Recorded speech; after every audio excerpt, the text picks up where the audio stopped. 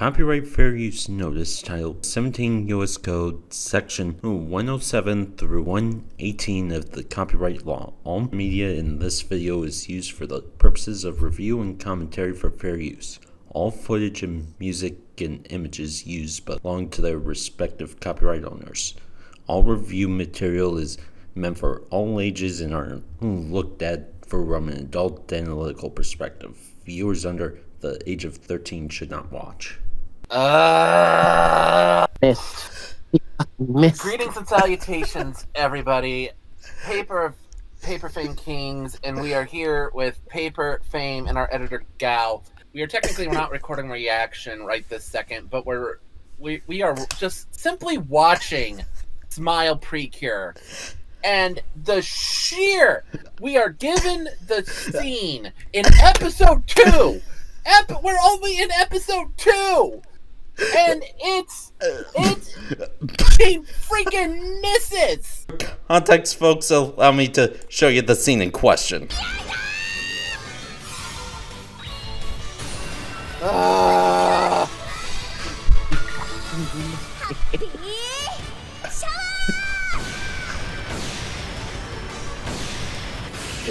World. Front of this damn thing. The was a straight line. How do you miss a straight line? It's a straight shot forward. How do you miss this? It didn't dodge. It didn't block. She just straight up missed. And it's not a tiny monster. Every pass we could have given her, absolutely, they completely ignore, and she just misses. There was no. And for all you out there who like to do the whole, she got moves, weave. There was no weave. There was, I'm standing correctly still, and it missed. Is your aim. Get yourself an aim bot and actually take the. See, this isn't Buttercup versus not Buttercup, Blossom versus Princess, where Princess fires the beam and Blossom just tilts her head to the side like a badass and just lets the beam fly past her. That is how a badass dodges an attack. This is not dodging. This would be like if Princess is just firing multiple beams and they're just zigzagging. Like, you really have no control over this, do you? No, this is and you know what? The reason why this bothers me more so than anything else is because I've listened to for years people bitch and moan about Usagi Tsukino, aka Sailor Moon, about how, she's a crybaby, she dodges, why is she always running, why doesn't she just fight? Because you know what? At least when Usagi fights, she lands the freaking hit. And yes, there are times when the monster will catch her attack or block it, but that's not a matter of it's not a matter of fault with Usagi or Sailor Moon as a character. It's to show the threat of the monster involved. If they can catch the tiara, if they can block the moon scepter, if they can deflect or negate the beauty shot, it shows how much of a badass and threat the monster is. This is episode 2 with a clown beach ball, and it's straight up just standing there not doing a thing, and she missed. You had one job. Shoot the damn shot in a straight line. Bitch, how could you possibly have missed?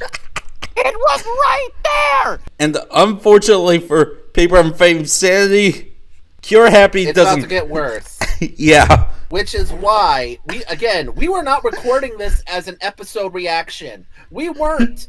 We had no idea. We were just watching this for fun. But to see her miss so spectacularly, our crash out is entirely justified. And please enjoy the following what the hell, because it's probably not going to end. Let's see this. Well, I just found the thumbnail for this video.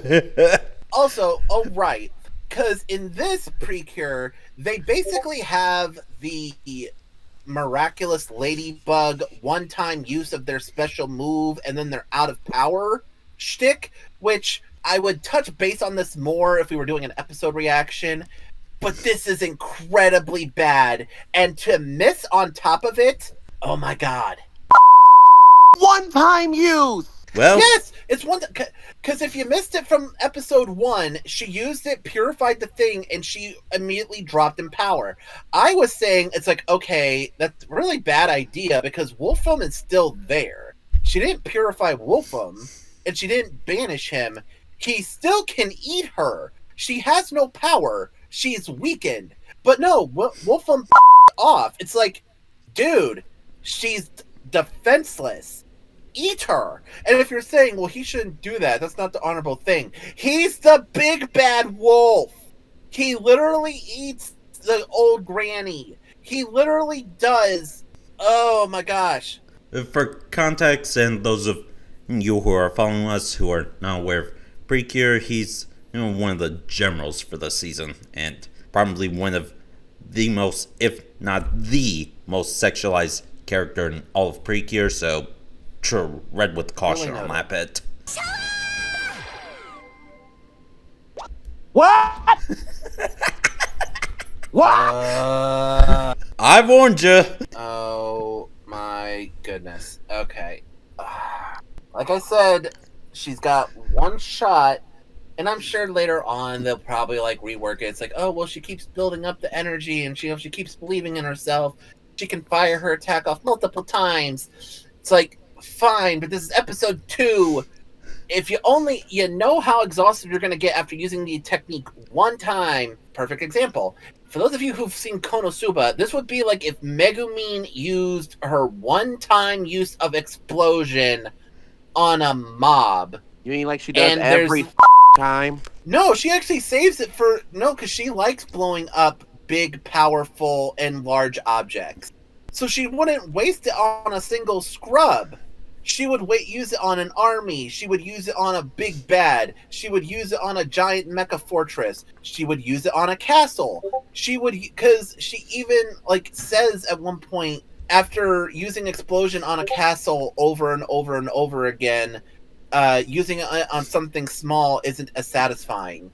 Good lord, we should record Konosuba at some point. But if you want me to be have, that as it may, probably. Who knows? We'll see. Let's get back to this because I sense this is going to get worse before it gets better.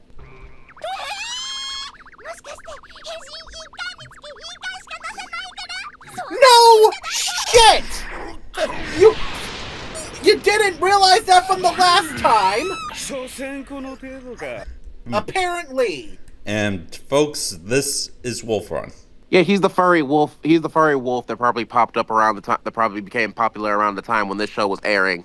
Yeah, which was back in 2012-ish. Yeah, so he was the furry husbando of that year, probably from this shit.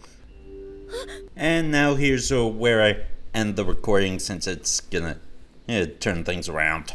Later all. Later.